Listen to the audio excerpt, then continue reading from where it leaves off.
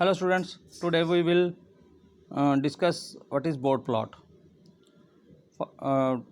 Board plot के लिए हमें two important plots we have to keep it in mind. That is, first one is magnitude plot, second is angle plot.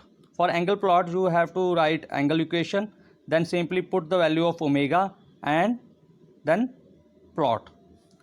But for magnitude plot, it is this magnitude plot is very important. Okay, for this you have to take the approximate values, not exact values. इसमें भी आपको open loop transfer function given होगा, right, GS HS. then you have to find out the stability of closed loop transfer function like in case of Nyquist plot. Okay, Nyquist plot में भी आप ऐसा ही करते थे. एंड Nyquist प्लॉट की तरह इसमें भी you have to find out the relative stability. Okay, but first I want to describe you how to plot this board plot is magnitude of GS HS in terms of decibel. Simple magnitude नहीं, in terms of decibel. For decibel you have to first find out the magnitude of this GSHS, then 20 log of GSHS. okay, versus between log W. okay, log W. why log W? क्योंकि आपको मालूम है omega की value बहुत ज़्यादा भी हो सकती है, लाइक 10, 100 भी हो सकती है, 1000 भी हो सकती है. बट जब आप इन पॉइंट्स को इन कोऑर्डिनेट, तो मान लो 100,000 के केस में जब आप graph complicate for us to mark all the points in our graph. For that we are using this log W. why log W? because log of 10 is 1, log of 100 is 2, and log of 1000 is 3, and it is very easy to plot these points on our graph. okay, but generally हमें यहाँ पे जो points mention किए होंगे वो W होगा ये log W he, but point जो जनरली मेंशन किए होते हैं वो यहाँ पे क्या होते हैं, W ही मेंशन किए होते हैं. मतलब W की वैल्यू यहाँ पे कुछ भी हो सकती है, 10 से 100, 300 सो ऑन. ओके, और ये प्लॉट जो है ये W यहाँ से 0 से स्टार्ट नहीं होगा. वाई? क्योंकि log of 0 is minus infinity, है ना, तो इसलिए ये 0 नहीं होगा. ये जहाँ पे भी प्लॉट आप देखेंगे जो 0.1 से ही स्टार्ट किया जाएगा. ये बातें आपको सब माइंड में रखनी है. मतलब अगर आपको यहाँ पे पॉइंट मेंशन किए हैं ओमेगा की वैल्यूज़ 0.5, 5, 6, तो इट डजंट मीन कि ये ओमेगा है 0.5, 5, 6. जब आपको उसको यूज़ करना है, in that case you have to use log of 0.5, log of 5. मतलब है ये लॉग W ही है, बट पॉइंट जो मेंशन किए होंगे वो आपको ओमेगा के टर्म्स में होंगे. बट आपको माइंड में रखना है जब भी आप इन पॉइंट्स की वैल्यू कोऑर्डिनेट निकालोगे तो then you have to find out log of 6, log of 5. ये ऐसा नहीं है कि आप इसको जब न्यूमेरिकल पर्पज़ के लिए यूज़ करेंगे तो आप इसको 5 ले लेंगे और 6 ले लेंगे. ओके, अब हमारे 4 टाइप की केसेस आते हैं इन बोर्ड प्लॉट. एक होगा ओरिजिन पोल, मतलब पोल कोई ओरिजिन पे है.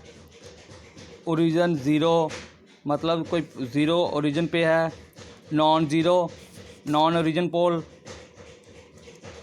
Non origin 0. ठीक है. अब like first we will take case 1, that is origin pole. मतलब हमारा जो पोल है वो कहाँ पे है, ओरिजिन पे. Okay, for that like this is our case, GSHS is equal to K divided by S raised to power n. What is it mean? It mean you have n number of poles at S is equal to 0. Put S is equal to J omega, put S is equal to J omega, J omega at J omega is equal to K divided by J omega raised to power n.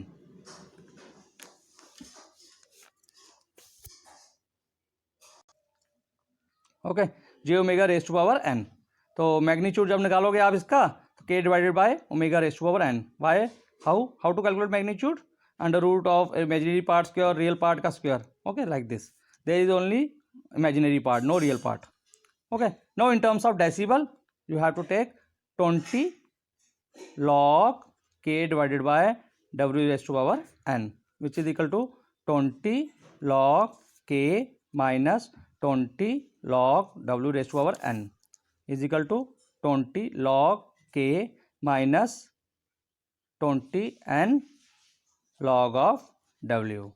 Okay, ठीक, ये तो आ गया आपको magnitude in terms of decibel. अब थोड़ा सा मैं इसको इस तरह ले आता हूँ, -20 N log of W plus 20 log of के। अब प्लॉट किस किस के बीच में होता है, मैग्नीट्यूड वर्सेस लॉग डब्ल्यू, है ना। तो that mean this term is your constant term and this is x. अगर सपोज आप एक्स वाई की बात करते हो जो आप जनरली यूज करते हो, if this is X this is Y, ठीक है, तो स्लोप क्या होती है, क्या इक्वेशन लिखते हो, y is equal to M X plus C, है ना। तो यहाँ पे भी आपको दिख रहा है, अगर y ये मानोगे और जो वर्टिकल एक्सिस वाला m, this is constant term, this is x and this is c, है ना, ये सेम आपकी लाइन की इक्वेशन।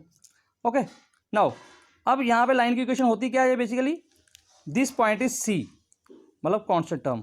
ओके, और ये m क्या है, m is the slope. Similarly, here 20 minus 20n is slope and this c is the intercept with vertical axis. This point c is intercept with vertical axis. So जब आपको इस c की value निकालनी होती है तो आप क्या लेते हैं, x का वो पॉइंट जो 0 है। ओके, सिमिलरली जब आपको इसमें भी आपको इस कांस्टेंट की वैल्यू निकालनी है, इस इंटरसेप्ट की वैल्यू निकालनी है, तो you have to take this point. Okay, and what this point is, log of omega is equal to 0. Okay, log of omega is equal to 0 कब होगा, जब omega की वैल्यू क्या होगी, 1. That means to find out the value of this c you have to put omega value is equal to 1, है ना। तो put the value of omega is equal to 1, but मैंने आपको पहले ही बताया दिस पॉइंट जो भी है यहाँ पे ओमेगा की वैल्यू 1 नहीं हो सकती, क्योंकि अगर ओमेगा की वैल्यू यहाँ पे 1 होती है तो लॉग ऑफ 1, जब ओमेगा की वैल्यू इधर ठीक है, ओके मैं समझ गया, this point is omega is equal to 1। और कुछ कुछ केसेस में आपको मालूम है यहाँ पे स्टार्ट करते हो आप 0.1 से, दैट मीन ओमेगा की वैल्यू कहीं पे यहाँ लाई करेगी 1, ठीक। तो if this is the slope then this point is your interception point, at this point value is 20 log k, ठीक है ना। यहाँ पे 0.1 नहीं होगी, यहाँ पे ये पॉइंट, इस पॉइंट पे वैल्यू होगी 20 log k। ओके, तो ये ध्यान रखना है आपको, ऐसा नहीं है कि हम हमेशा इसी पॉइंट को मान के चलें, ये उस केस में वो जो है आपका है वो सिंपल स्केल है, और यहाँ पे आप प्लॉट जो बना रहे हो सेमी लॉगरिथम पेपर वाला प्लॉट यहाँ पे कर रहे हो। ओके, तो आपके c की वैल्यू निकल गई, कब निकालोगे आप, at omega is equal to 1 पे निकालोगे c की value, 20 log k is equal to c। Now अगर मेरे को बात करनी है इस पॉइंट की, अगर मेरे को बात करनी है इस पॉइंट a पॉइंट की, तो मैं क्या करूँगा, अगर a पॉइंट को आप देखोगे यहाँ पे मैग्नीट्यूड टर्म क्या है, मैग्नीट्यूड टर्म इज 0। ओके, और यहाँ पे ओमेगा की कुछ ना कुछ वैल्यू होगी, ठीक है ना। अब उस चीज़ को निकालने के लिए क्या करोगे आप, simply put magnitude is equal to 0, और मैग्नीट्यूड किसके बराबर है, यहाँ पे ये इक्वेशन देखोगे, अगर आप ये वाली इक्वेशन देखोगे तो यहाँ पे क्या बनेगा, तो जब आपने मैग्नीट्यूड की वैल्यू 0 पुट की तो ये इक्वेशन इज इक्वल टू 0 हो गई, like this. Okay, then you will solve this equation, then omega is equal to k raise to power 1/n, that mean at this point omega की value क्या होगी, k raise to power 1/n। But अब आप ये भी ध्यान रखना, k है क्या, k is just a gain of our equation. Okay, और अगर आपको बोला जाएगा find out the value of magnitude at omega is equal to 10, तो क्या करना है आपको, मैग्नीट्यूड इक्वेशन आपके पास है, what is magnitude equation, -20n log of omega plus 20 log of k minus 20n log of 10 plus 20 log of k is equal to minus 20n log of 10 is, what is log of 10? Log of 10 is 1. Then minus 20n. Okay, this is the magnitude term, minus 20n plus 20 log of k. Similarly, if you have to find out the value of magnitude at omega is equal to 100, then you simply put this omega is equal to 100, then you simply solve. तो वो आएगा minus 40n plus 20 log of k. 20 log of k यहाँ पे भी है, यहाँ पे भी है, और जब हमने ओमेगा इज इक्वल टू 1 निकाला था अभी थोड़ी देर पहले, जब हमने ओमेगा इज इक्वल टू 1 निकाला था at omega is equal to 1 पे, तो ये सिंपल ये टर्म आ रही थी, ये वाली टर्म आएगी, ठीक है ना. तो दैट मीन 20 log k तो हम हर जगह आएगा. और स्लोप में देखो, जब 10 था तो माइनस 20n, जब 10 स्क्वायर हो गया, हाँ ओमेगा 100 हो गया तो माइनस 40n. ओके, अब ये स्लोप कितनी है, ये वाली जो स्लोप है ये कितनी है, minus 20n. And what this n is, कि कितने पोल जो हैं वो ओरिजिन पे हैं, कितने पोल, हाउ मेनी. अगर ये पोल ओरिजिन पे 2 होंगे तो ये स्लोप बनेगी माइनस 40. अगर पोल ओरिजिन पे 3 होंगे तो स्लोप बनेगी minus 20 into 3, that mean minus 60 बनेंगे ना. तो ये चीज़ ध्यान रखना, जितने जितने स्लोप बनते जाएंगे उतना उतना टाइम मल्टीप्लिकेशन होती जाएगी. और एक चीज़ याद रखना, ये हम पोल की बात कर रहे हैं, तो पोल में आप देख रहे हो, पोल में जो स्लोप है हमेशा नेगेटिव रहेगी.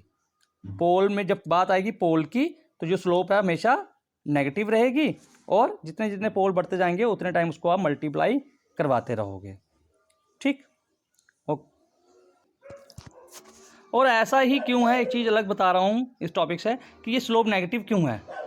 क्योंकि जब आप इसको प्लॉट देखोगे एंगल, ये एंगल किस में आ रहा है, सेकंड कोऑर्डिनेट में, और सेकंड कोऑर्डिनेट मतलब 90 टू 180 के बीच में आ रहा है. और जब 90 टू 180 के बीच में आएगा तो जो आपकी tan ऑफ थीटा होती है वो हमेशा नेगेटिव होती है.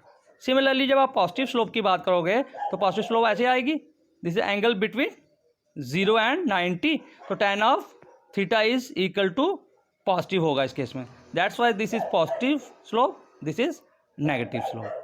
Okay students, tomorrow in next lecture we will explain one example, we will discuss one example. Okay, till then take care.